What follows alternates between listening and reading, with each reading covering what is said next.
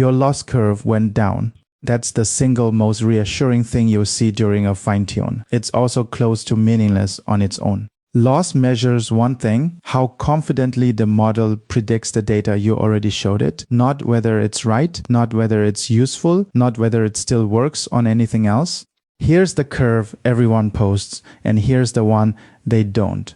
There are 4 things a falling loss curve cannot see. Whether the model is actually right, whether it generalizes past your training set, whether it does the job you fine-tuned it for, and whether it's safe to put in front of anyone. We're going to look at all 4 and at what to measure instead. But first, the failure that hides inside a perfect-looking curve. Quick rounding on what loss actually is. At every step, the model predicts the next token, and cross-entropy scores how surprised it was by the real one. Confident and correct scores low, confident and wrong scores very high. Average that across your training data, and that's your loss. It's a good training signal. It's smooth. It's differentiable. It points the optimizer somewhere useful. That is what it was built for, and it does that job well. This is training loss. It goes down. Good. Now watch what happens when I plot validation loss on the same axis. Training loss is still falling. Validation loss has turned around and it's climbing. That gap is the model memorizing. It has stopped learning your task and started learning your examples. Every step from here makes it better at reciting your training data and worse at everything else. And notice if you only plotted the first line, this looks like the best run you've ever had. 3 shapes are worth being able to read at a glance.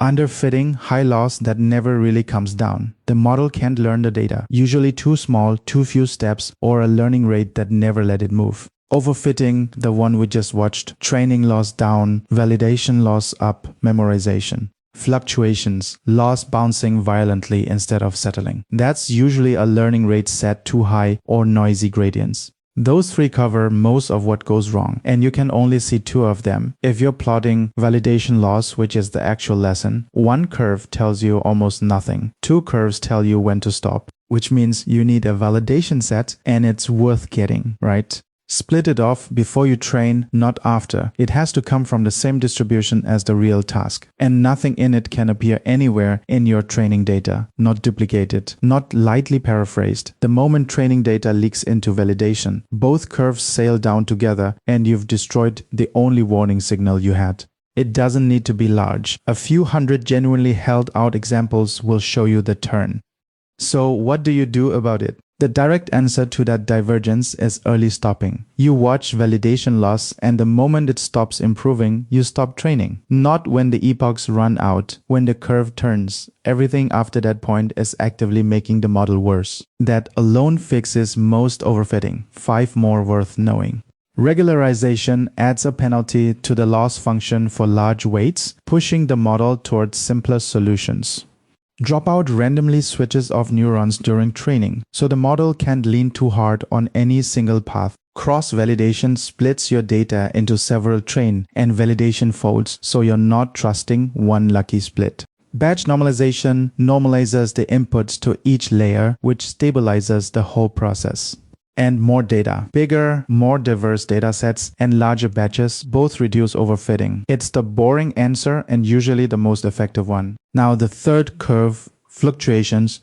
Noisy gradients come from stochastic gradient descent itself. You're estimating the gradient from a small sample every step so it wobbles. 2 fixes. Learning rate, scheduling, start higher decay as training goes on. Big steps early when you're far from the answer, small steps late when you're close. And gradient clipping, set a ceiling on gradient size. One bad batch can produce an enormous update that destabilizes everything, and clipping stops a single step from wrecking the run. On learning rate, 2e-4 is a reasonable place to start for fine-tuning. It isn't a law, but if you have no idea where to begin, begin there and watch the curve. Fix the curve, and you've solved one problem. You still don't know if the model is any good.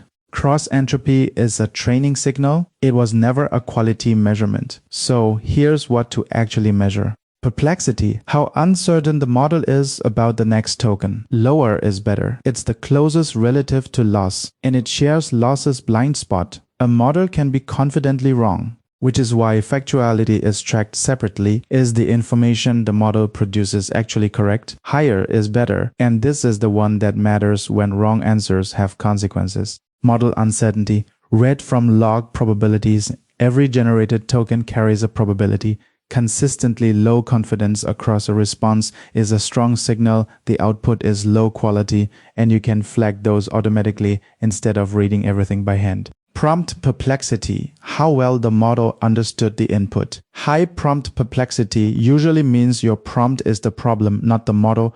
Completeness. Did the response answer the whole question or just the first part of it? And data error potential. How hard the model is finding it to learn from your training data. High values point at your dataset, not your model. That last one leads somewhere important. Your metrics are downstream of your data. If the same boilerplate phrase runs through your training set, something like this article suggests, the model doesn't just learn it. It starts reaching for that phrase in situations where it makes no sense. Your loss will not flag that. Your users will.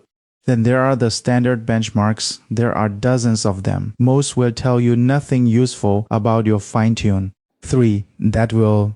IFEval tests whether the model follows explicit instructions, formatting, structure, constraints. If your instruction tuned, this is the most direct measurement of whether it worked. TruthfulQA measures truthfulness. Fine-tuning on a narrow domain can make a model more confident and less correct at the same time. And this is what catches that.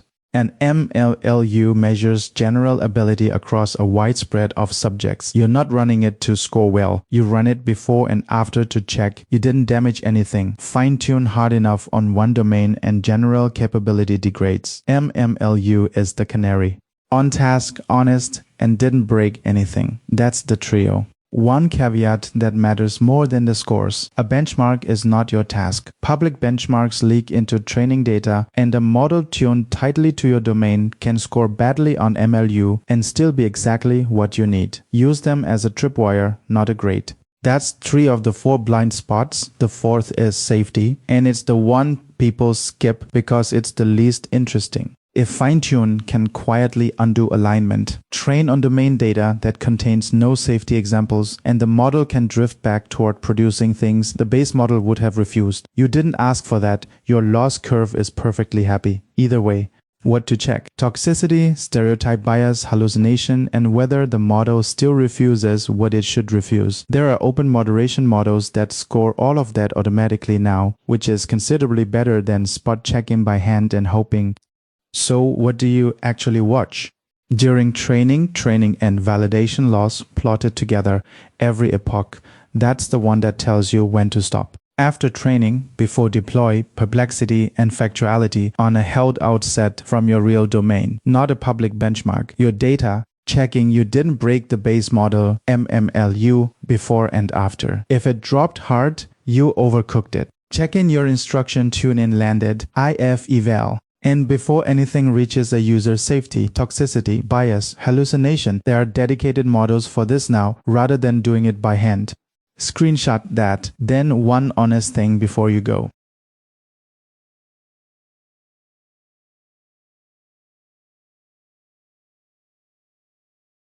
Loss isn't useless, it's necessary. It's the signal that training is working at all. And without it, you have nothing to go on. It just isn't sufficient. It answers one narrow question, is the model getting more confident about this data? And people treat that answer as though it covered every other question too. 2 curves instead of 1, a held out set from your real domain, a before and after on general ability. That gets you most of the way to knowing whether your fine-tune actually worked. Next video, everyone switched from PPO to DPO. There's research suggesting that was a mistake.